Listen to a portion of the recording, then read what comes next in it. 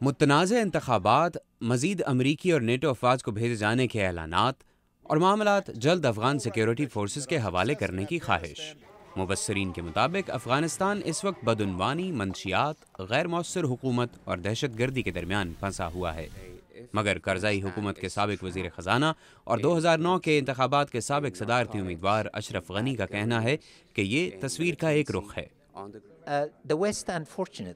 مغربی میڈیا اس ایکویشن کی ایک سائڈ دیکھتا ہے، ہم افغان دوسری سائڈ دیکھتے ہیں۔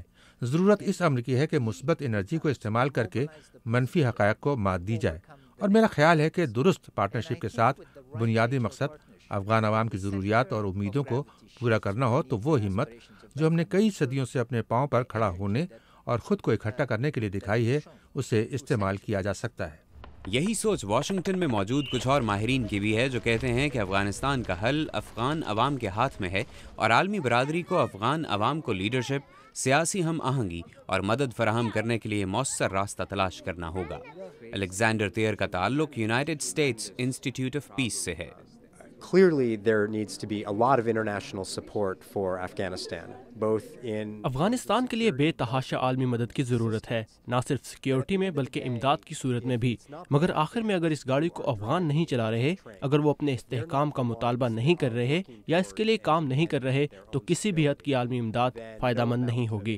تو عالمی برادری کو چاہیے کہ افغان عوام کو ہمت دیں، سیاسی حل کی امید دلائیں، اور میرے خیال سے اس مسئلے کے حل کی جانب بڑھنے کے لیے یہ سب کچھ باقی تمام اقدامات سے اہم ہے۔ الیگزینڈر تھیر کا کہنا ہے کہ افغان انتخابات میں جو کچھ ہوا وہ سب کے لیے افسوسناک ہے۔ اس سے صدر کارزائی کی حکومت کی قانونی حیثیت پر بھی سوال اٹھتے رہیں گے، مگر ہم سب یہ جانتے ہیں کہ ہمیں اکٹھے ہو کر آگے چلنا ہے۔